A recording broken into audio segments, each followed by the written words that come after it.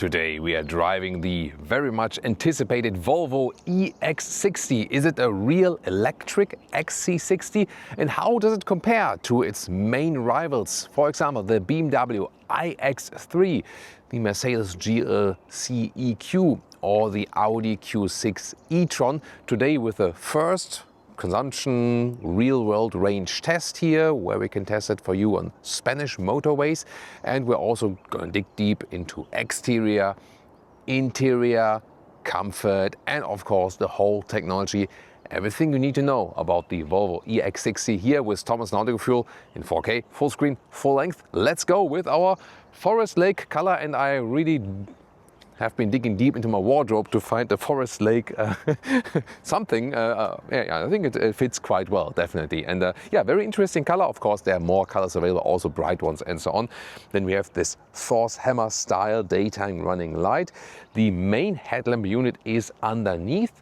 And there we have either already matrix LED or the so-called pixel LED, which even gives you more functionality. And I think a rather traditional Volvo look. They don't want to have a more screaming outlook here, and that's totally fine.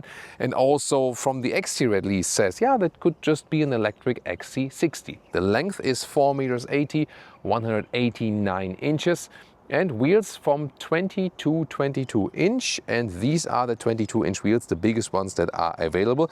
Interesting to know is that the 20 inch wheels are the smaller ones, like from the width.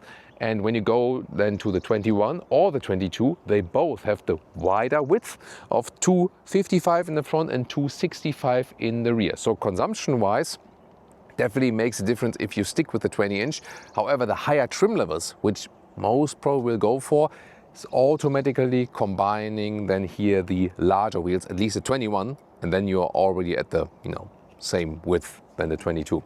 Suspension-wise, you start with the standard suspension, which already gets frequency selective dampening, so that it's not like really an active adaptive suspension, but passively adaptive.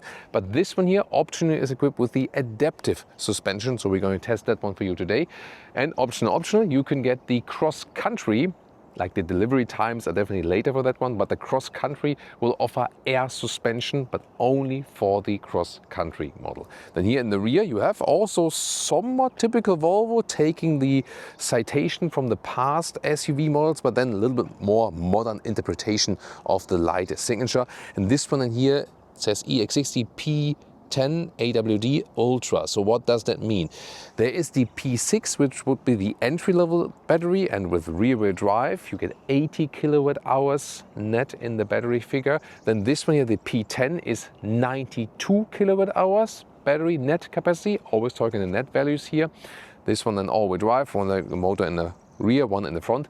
4.6 seconds in the acceleration figure. And if you want an even bigger battery and also sub 4 seconds in the acceleration figure, then there is the P12, which is at 112 kilowatt hours net. That's even then a little bit larger than the BMW iX3. However, here the P10 rather in the range of the battery size of a Mercedes GLC EQ. There again, the delivery times for the largest battery are a little bit longer at this moment when we are filming the video. So far most customers have been opting for the P10 to don't have to wait so long for the vehicle. In charging, I really like this manual charging flap, which is really large, also protects a little bit against rain, and you can have the cable from both sides. AC, 11 or 22 kilowatt charging is already included, 22 in the mid trim, like from the plus trim, so that's also included here. And then the DC in the all-wheel drive models up to 370 kilowatt DC peak. And then we have 16 minutes, 10 to 80% state of charge with this 800 volt architecture. That's pretty cool here for the P10 as well. It would be 19 minutes then for the largest battery, like this 112 kilowatt hour battery. So very quick in charging, definitely. So you've maybe read the news that in 2025 Volvo even had a net loss, and they also lost some market share, not too many sales. Transition to electric mobility is definitely a tough thing. There we go. Talking about the door handles very soon. Now they're open. This is an own topic very soon. I can promise. So yeah, on the one hand, net loss, less sales and so on. Of course, struggling also with the US tariffs. Then, of course, the Chinese business is a little bit tougher on all the manufacturers. except the Chinese ones. Yeah, but at the same time, this one here is super successful, so they can't even keep up with the demand of the EX60. So the question then is if the EX60 can really get Volvo out of this situation. And there we go. Yeah, this always, because here the Volvo logo always points to where you can open then the frunk or the engine and so on. In this case then the frunk. Very important here, the yellow line marks the maximum loading height for this frunk. And yeah, this can house something more than a cable, but not exactly a suitcase or something. Yeah, so this will be super interesting how this one will drive, especially in also our first consumption test here today. And yeah, indeed a car that can really, turn things around for Volvo again, considering, how much people like it at this moment already.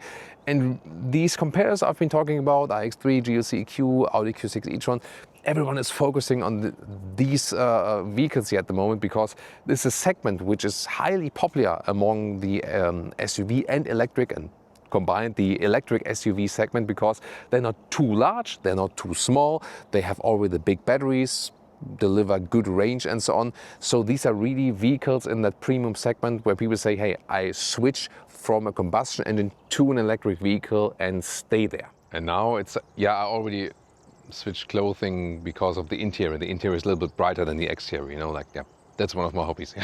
So now it's time to talk about the door handles, because obviously here there's nothing.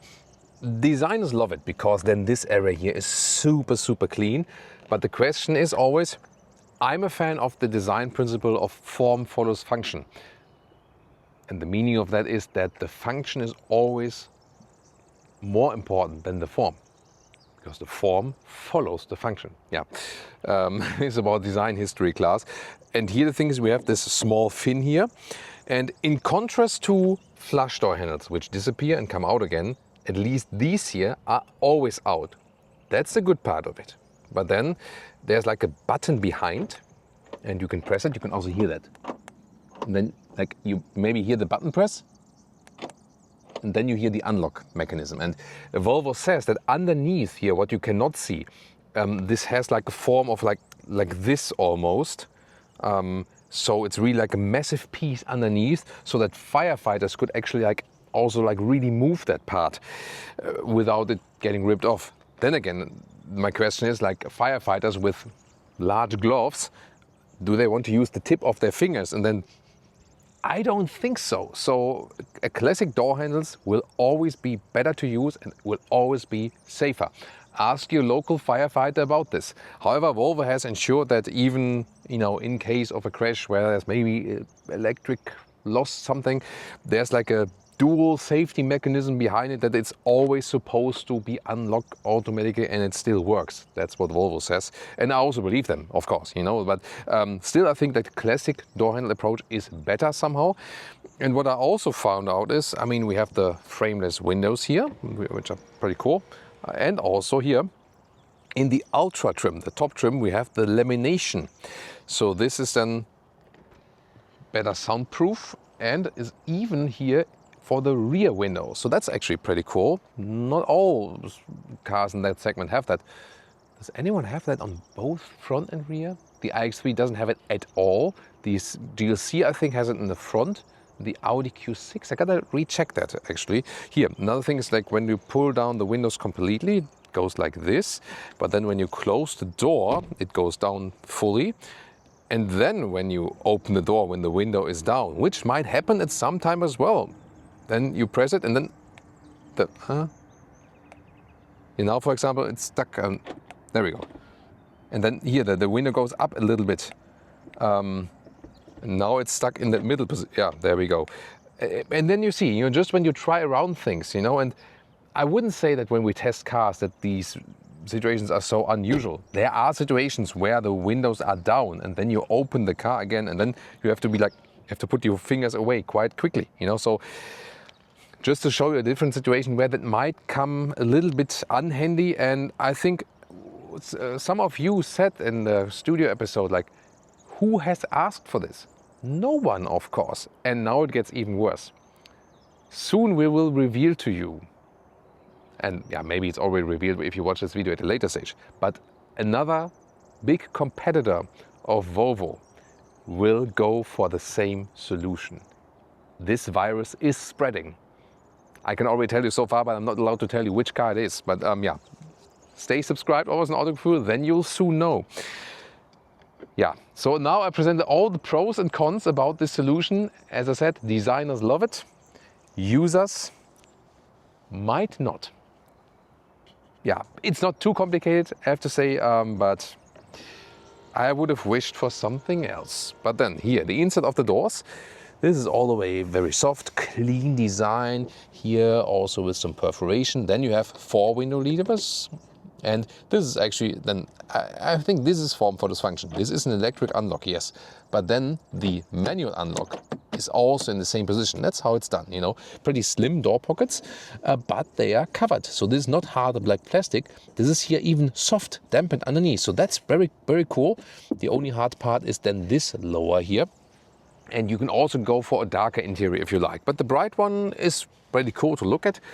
Dual tone also for the steering wheel. This is also an animal-free material, feels nice. It's a super small steering wheel for such a car in that size. Then real buttons at the steering wheel, here for the cruise control left side. This is a small favorite button where you can deactivate the EU speed chime law, for example, easily. Right side for the volume and for music next and back. Also important to know because the GLC EQ does not have that. You cannot skip a music title on the steering wheel in the GLC EQ. It's not possible. They didn't think of that somehow. And I also love the Scandinavian approach of having the matte wood here also in the front part. That looks cool, some fabric use. And the instruments, they move further away. This is also interesting if we compare these competitors where we have the GLC EQ, which has all the screens in one layer. Then we have the iX3, which puts this infotainment closer to you and the panoramic vision very much away. And this is kind of in between.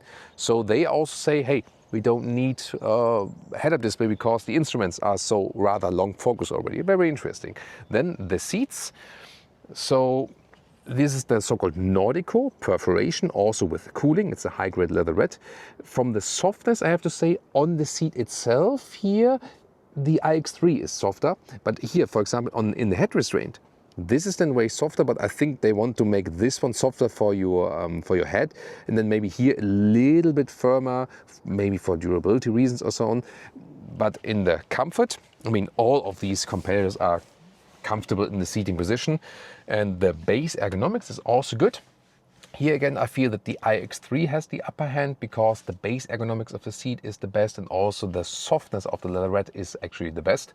And fabric was more softer. Yes, indeed. Good point with Leah. The cross-country version offers a blue fabric seat that is even a little bit more comfortable, I feel. So yeah, maybe also look out to that. But yeah, I mean, it's still on a good level, just comparing the different competitors. And the Mercedes, we will soon do like another long-haul road trip episode with the Mercedes GLC EQ. Also do direct head-to-head comparisons, GLC EQ versus the iX3. And then we also test the seats of the Mercedes again. If maybe they're a little bit better than these ones or comparable, we'll see about that. And also if you want us to do a head-to-head comparison with this one here, with the Volvo EX60, tell us in the comments which one would you rather be looking out for to, like Volvo EX60 versus iX3 versus GLC EQ, the Audi Q6, like which would be like the main head-to-head figure? Tell me in the comments. And then you start searching, how can I control the steering wheel? And there they go, this Tesla approach that you select it in the infotainment system, and then you move it here with the like with the volume and music title approach. And then, of course, it's saved then to your user account. I'm more a fan of classic solutions than here, maybe even a manual control, but at least you can save it to your user account, and then it should also always be in that case. And yeah, I almost feel like I'm in a computer game because the steering is so small. Actually, it's pretty funny. This is the app, by the way. So this works also as a key fob, and you can also use the preconditioning and so on, that you have a first impression of how it looks like. And now there are many interesting aspects about this cockpit. First of all, this one always gets a glass roof. An option, you can get the electro shade here. So it's like PDLC technology, either closed or see-through. That doesn't change the heat that's coming in. That is always inbuilt in that glass roof, but as I always say, no matter what they tell you, a glass roof will always make the car hotter instead of if you could go with a fixed roof. Some cars like the iX3 offer the option, either go fixed roof or glass roof. Other manufacturers like Volvo or also like Mercedes say you always get the glass roof, and then you switch to the option of, hey, you want to have this digital shade or not. Yeah, about that. Headroom here, by the way, is no problem. So there's plenty of space with one A9602. And by the way, also here, this sun visor is extendable. That's also a nice option to like cover this area here. This sometimes might be a very good idea. Also, not only on the outside, but also on the inside here, the mirrors are frameless. That's always a classy option. Looks cool, and that's actually also formed for this function. And they have this clean Scandinavian design with the living room fabric atmosphere here, for example. Then the matte wood, which is my most favorite part on this one. Here the Bose & Wilkins system, 28 speakers. The Bose has 21 speakers, and Leah and I have been testing the sound system already, and it's a really great system. And you actually have different sound settings as well. And for example, here 3D surround, but too intense is too much. I would just leave it in the standard setting, and it has a really good surround sound overall. It even works better than, of course, with Dolby Atmos, but you always need the source for that. So this one is among our top list of these sound systems. At this moment, there's just one that comes above that. And that is the Burmester system in the Porsche or in the Mercedes. The Mercedes GLC EQ has that, for example. We have a CLA at this moment at home as well, where we test the Burmester system, and that it's like goosebumps all over the place. And it would say like this one then comes directly behind it. So this is like our current sound evaluation. Maybe you have not noticed yet, or did you? Tell me in the comments. Here, the screen is a little bit curved, but usually manufacturers do it like this. But this one is curved like this. So this is further away, this is further away, and the middle one is the highest part, let's say it that way. And the reason is that when I hear from the passenger side, change the temperature, for example, and from the driver's side, then you can like easier see and access this, so to speak. And what's also interesting here, this is like the climate menu. Yes, these vents are also digital now. There's another dis-ease in the automotive industry. I think not really necessary to make them digital. I feel at least that way. Cool is that we have here, I mentioned earlier, the seat ventilation that also works together with the seat cooling and steering wheel heating, so it also works simultaneously if you want it in winter time. And this really blows quite a lot, and is also needed then for hot summer temperatures and so on. And this at least is now in the first stage, so I don't have to click something first and then, but here I can directly access the climate unit. I would prefer physical, but here at least the volume jog here is physical, and also here again next music title and so on. And this whole area is also beautifully done with the matte wood. We also have here this Android backend, Google based, and there, for example, with the adaptive suspension here, adjust the suspension in firm or soft or standard. Also can change one pedal driving to low, high recuperation or auto, like a cruise control, and if you want to have it creeping forward or not. So you can all adjust that. Standard on performance acceleration. So these are like the most important controls right there. And there's also the Google Maps inbuilt GPS. So most of the things then you need are already right here. They will also offer Apple CarPlay or Android Auto. It's not in this beta version here yet, but they will offer that. They also claim that the Gemini integration is working very well. I will not say, hey, famous search engine now, because it will trigger some of your phones when you're using Android, but I will use the button here on the steering wheel and search for good vegan places in Barcelona. Oh, that's a good idea. Tell me about some nice vegan restaurants in Barcelona. Let's see about that. There's not too much signal here though. Just a moment. It is just a little, yeah, so it's not that quick because Barcelona has a fantastic vegan scene. Here are a few top-rated spots. For something special, Raso Terra in the Gothic Quarter offers an incredible plant-based fine dining experience.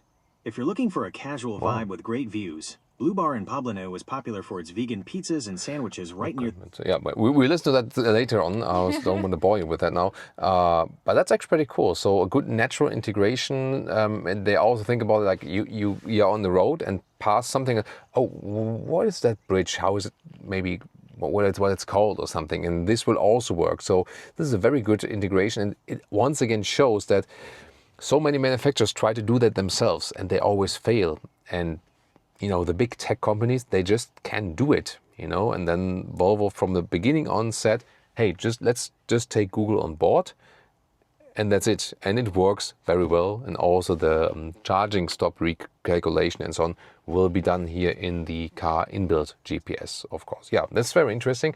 And I told you earlier, the instruments are also very well to see. They are more on the front there. And then indeed, you don't necessarily need the head-up display then because it's far enough away, and then you also have the map integration here in the instruments that works too. And here, by the way, park and then reverse and drive, so that's the way you put it in. If Leah closes the door on the passenger side, we can also see the last black area there. So it's actually quite nice from resolution, 360 degrees. These donuts were not done by us, by the way, just to mention that. So yeah, so overall, I think like the whole orientation here makes sense, but they do use a lot of unique features indeed, and more are coming up here in the middle console because first of all, here this lower part, this is like a felt use.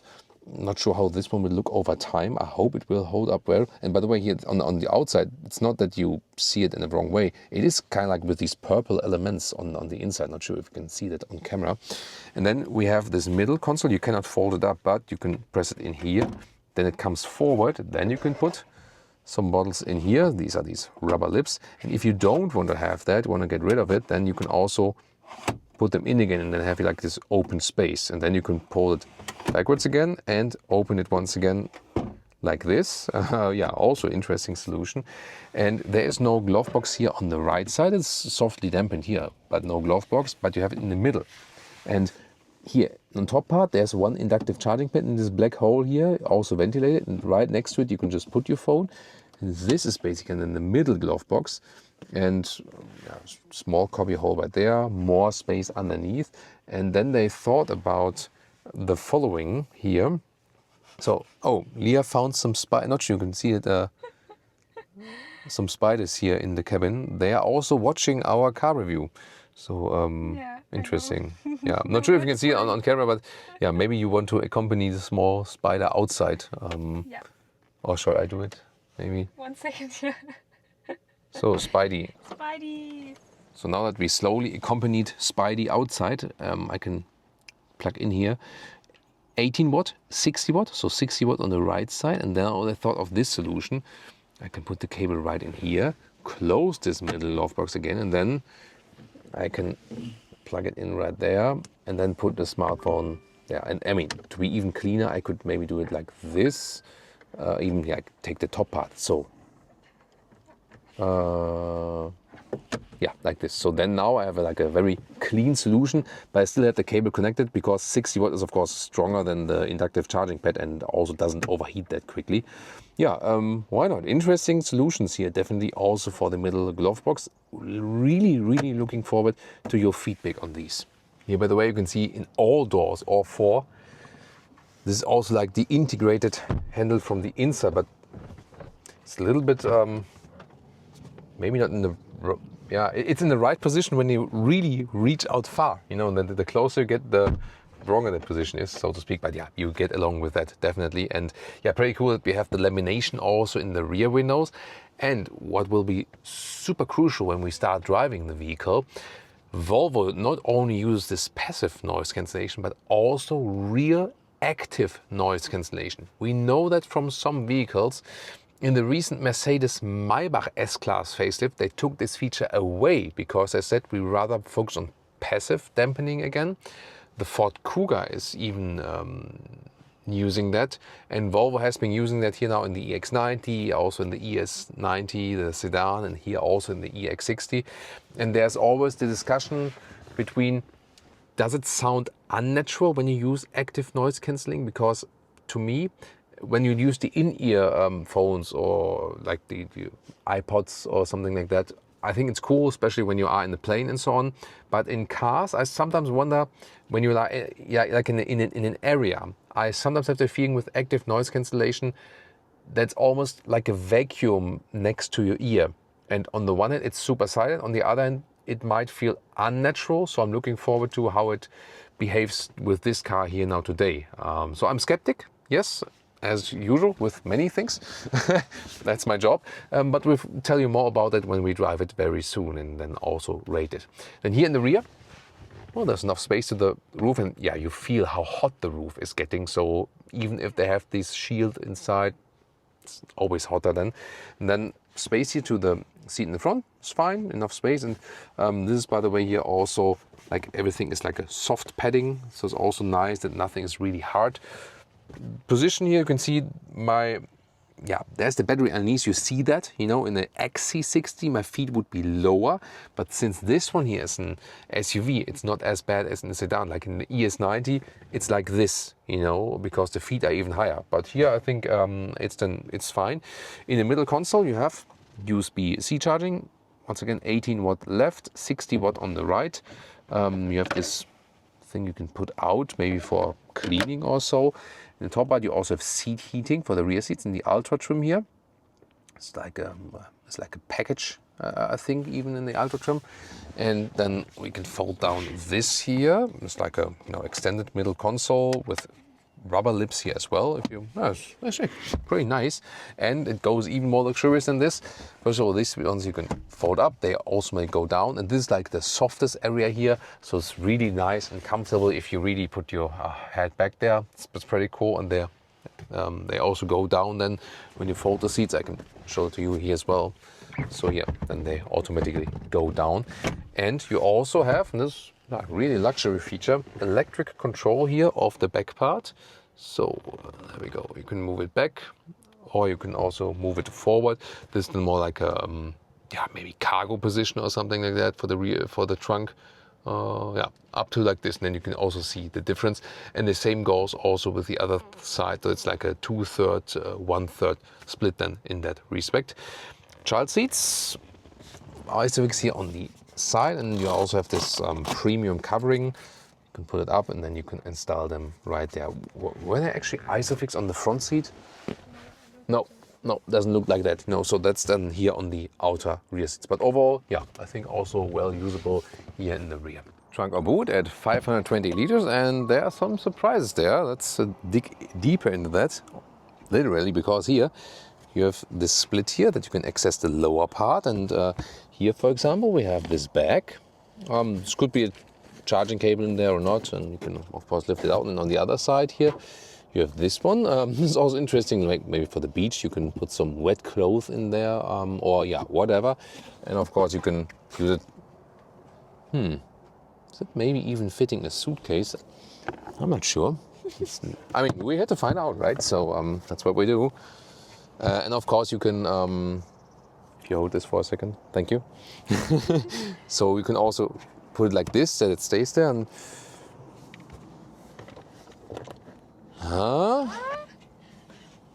almost. If you push it down a little bit. So that's interesting.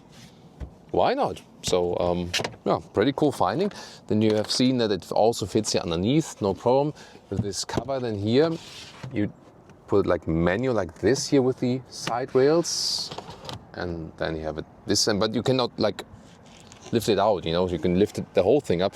Then you have some space here, but you cannot like remove it entirely. It's like fixed here.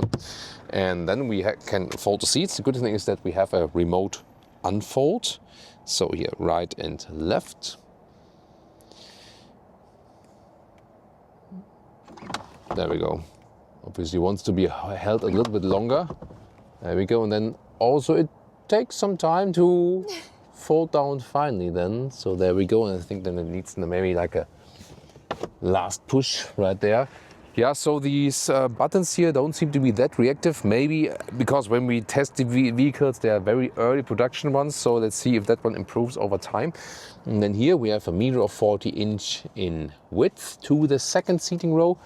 We have also meter of 40 inch, and then we have about 28 inches, 70 centimeters in the height right here, and the total length we are at, it's like 73 inches or 1 meters 85. So yeah, quite happy with the trunk.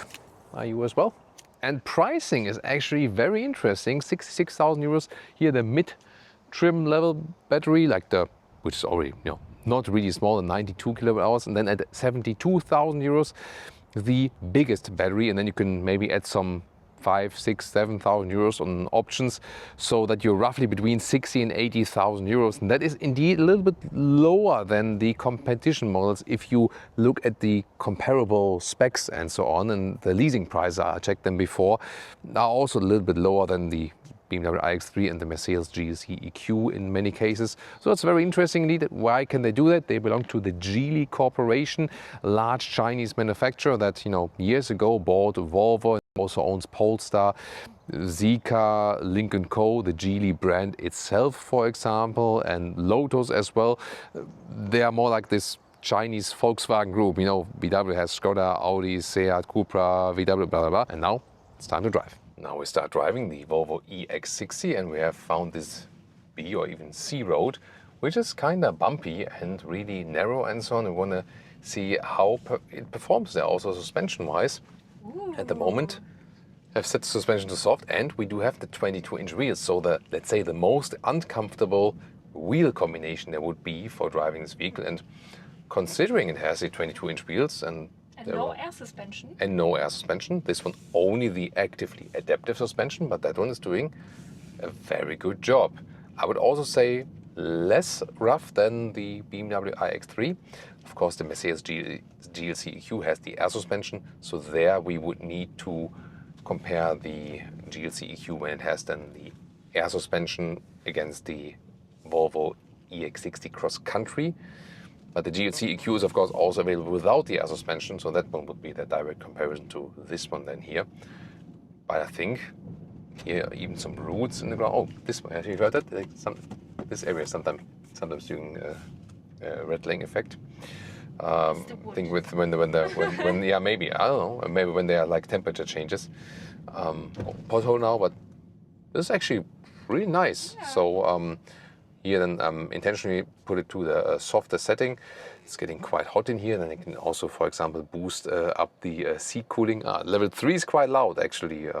Yeah, maybe we have to, yeah, sometimes it's a little bit complicated to do that while driving. So this might end up in being you have to use the auto function. And then it's back to the yeah, the I can, yeah. That's also a nice shortcut, yeah, definitely for that. Then we can also accelerate out a little bit. So we can, for example, set the performance acceleration and put the suspension to a little bit firmer when we do some sporty driving. Let's see about that. The first one I get onto the road, actually, just for safety purposes.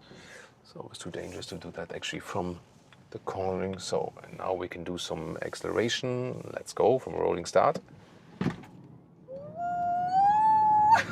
That was 20 to 90. Oh, that even triggered the Lear meter. So yeah, this one here, 4.6 seconds in the acceleration figure, 0 to 100. Definitely more than enough. This 3.9 you get in the P12. Yeah, it's not really needed. So this is yeah, definitely more than fast enough. Here now, suspension firm. I wouldn't say that it's now like suddenly a super sports car or something. You do feel it's a little bit firmer. Maybe not the biggest difference. What's your impression in here, also in the corners? Yeah. Passenger, yeah, so it's okay? Feel good, yeah. So there's always a good factor if Lear is maybe getting sick in some like heavy electric vehicles, but here it's obviously not the case, although we're doing the cornering. So although the suspension is giving us good comfort, we have still a sporty setup in the way of that it's fun to drive. Steering is super small, as I said. It's more like computer game alike. You can also... Why is the steering control not in this menu? I don't know. That's weird, right? Listen. Steering assists? Here it is. There it is. Yeah. Yeah. Maybe because people don't change it that often or something, that could be the solution. So here you can also set it to firmer. Then you have a little bit more feedback from the steering. And I would prefer that setting because otherwise I feel it's it's actually pretty soft. Yeah, and I definitely prefer this firmer setting of the steering. But yeah, that's again the thing. You should only set these things once because it's always distracting to look at the screen and while driving. So yeah, very, very careful with that, definitely. But I mean, here the suspension setting is even in the firm setting is fine, but you can have it soft or you can also leave it on standard. And we already hear that, soon going to the motorway and so on, but already here, it's super, super silent. And that is the combination of laminated windows plus the active noise cancellation. And I'm not 100% sure. There are some situations where you just see like, wow, I really enjoy this super silent atmosphere. And sometimes then you have this effect of, oh, there's like a vacuum against my, or something, or you have an earplug in, or maybe sometimes when you have a cold, and then like this wave from your ears to your mouth is a little bit, closed or clogged, so to speak, then you get sometimes this feeling. And maybe it also has to do with your inner ear pressure. It's really strange because we drove the same way like 2 hours ago to our review location or something. And then I felt it more. Now we're going back this way, and at this moment I feel a little bit less. You're getting used to it? I don't know. Maybe, I don't know. So I have no idea. Maybe it also depends on the situation, or maybe you. Maybe there is someone with a Volvo.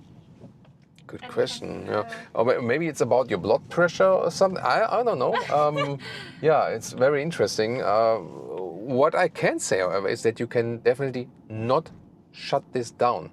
It's not possible to cancel this in any way, so you're definitely stuck with it. And it's also connected even with the Bose system.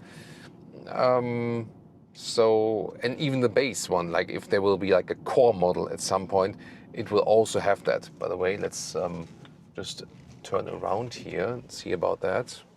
Reverse. It's not too hard actually. Then of course the light steering helps. Wheels could turn in a little bit more, I have to say. I'm not sure if with the rear-wheel drive version, then the front wheels can maybe turn in a little bit more. That might be possible.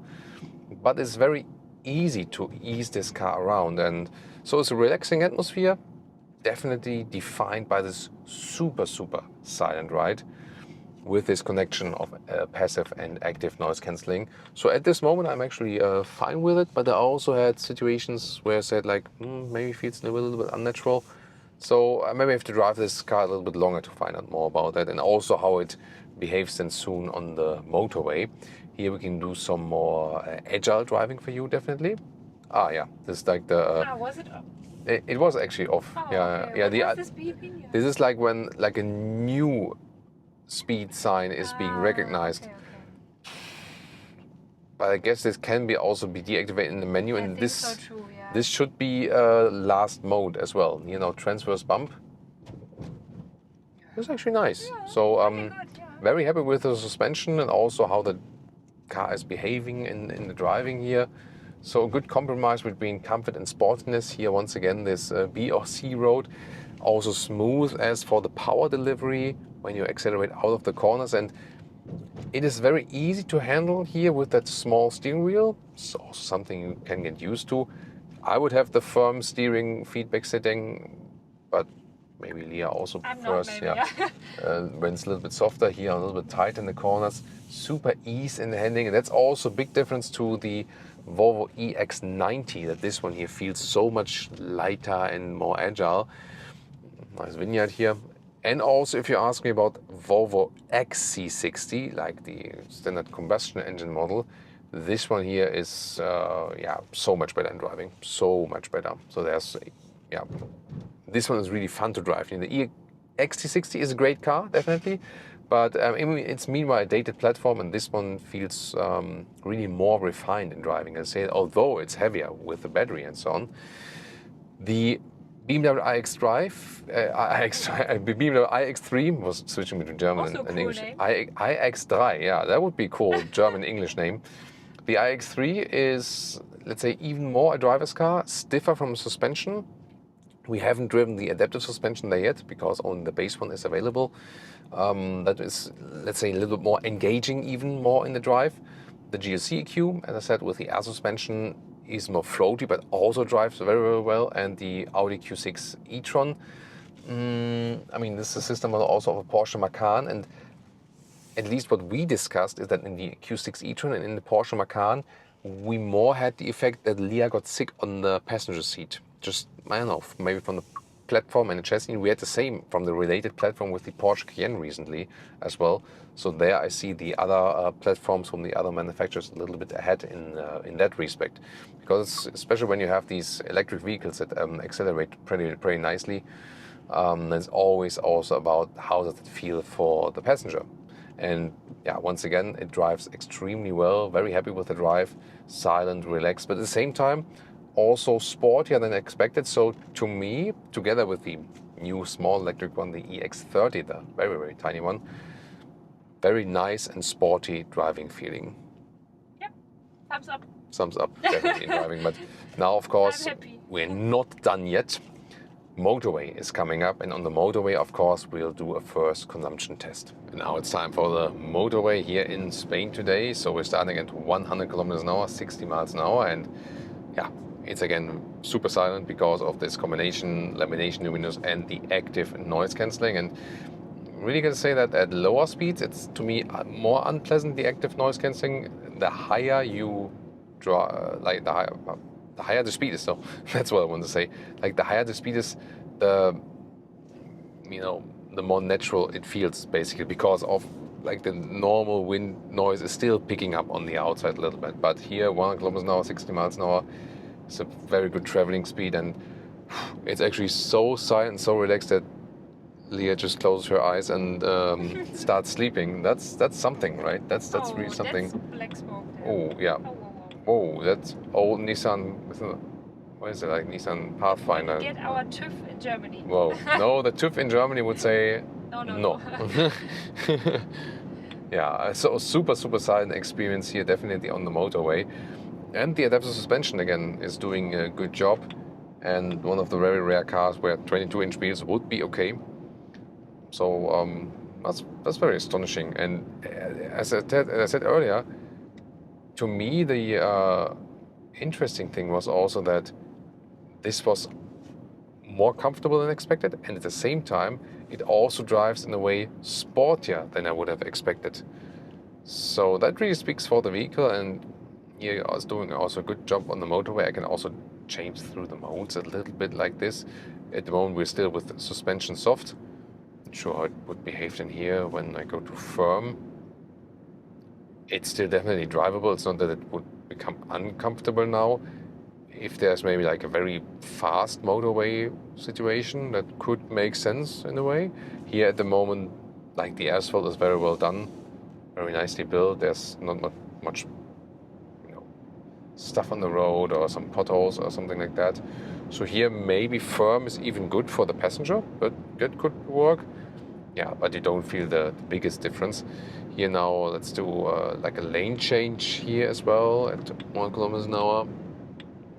Very calm, doesn't shake much to the left or the right. So really good setup as for that.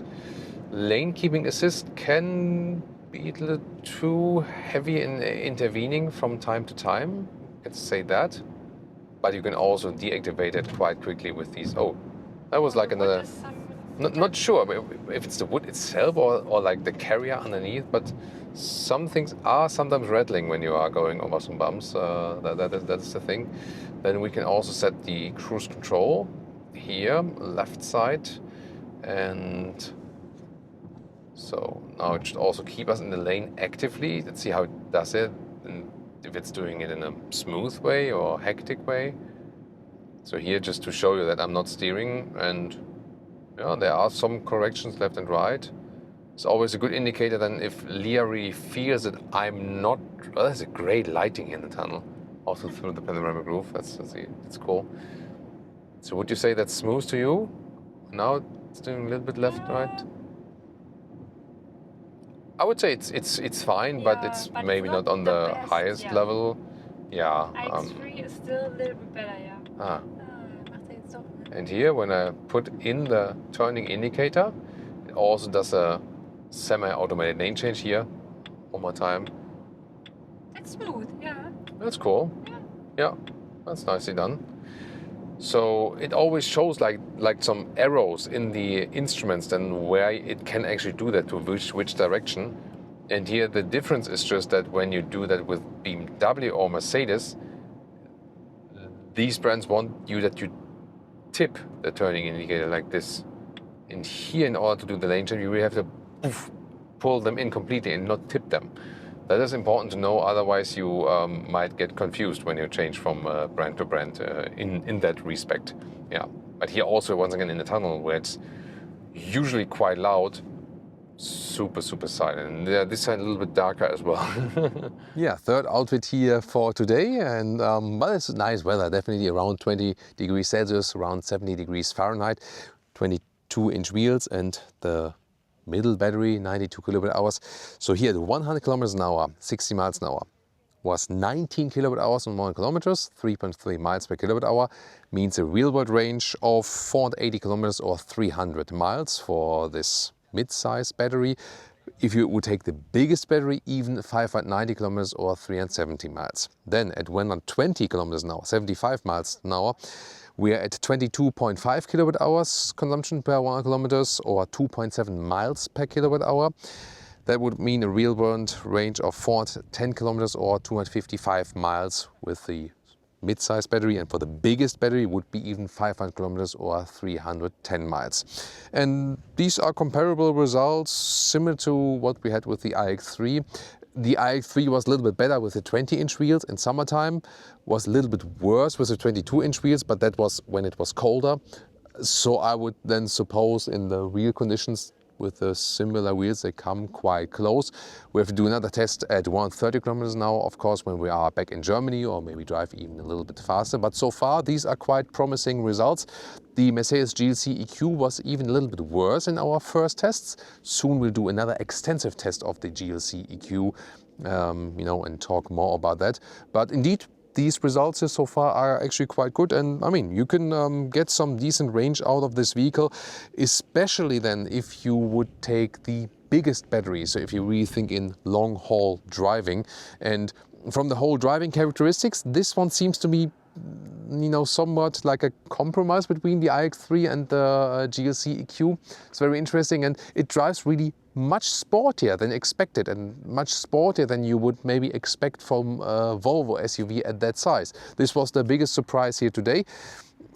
It is extremely silent also, due to this combination between passive and active noise cancellation. For me personally, it's maybe not an ideal thing. I always feel something artificial next to my ears, so you gotta test that before. But it can also be that you just say, like, I enjoy that it's so super silent, but I'm not the biggest fan of it, and I'm not also the biggest fan of the door handles, but at least maybe they are even a little bit better than just the flush door handles, And they have a lot of unique things here in the interior, very nice solutions there, also the good sound system, and overall the driving is actually, the best positive surprise here of today's test.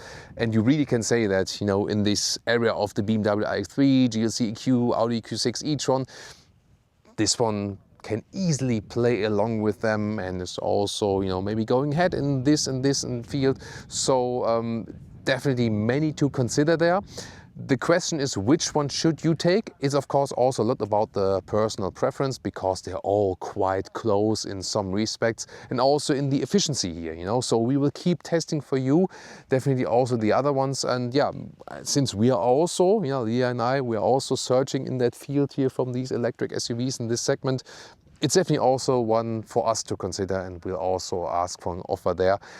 So also interesting to compare different leasing prices, for example. But soon our iX3 versus GLC EQ comparison test is to come, and also with the long-haul road trip test of the GLC EQ. And then also looking forward to your comments. Which one should we compare to the EX60 here from Volvo? Which is like the closest pair do you see? You can already vote for that in the comments, and we'll keep you updated with these pair of vehicles, because that's really a very hot segment at this moment, and a good result here today already for the Volvo. What do you think about it? Tell me in the comments, and now tune in to more cars in this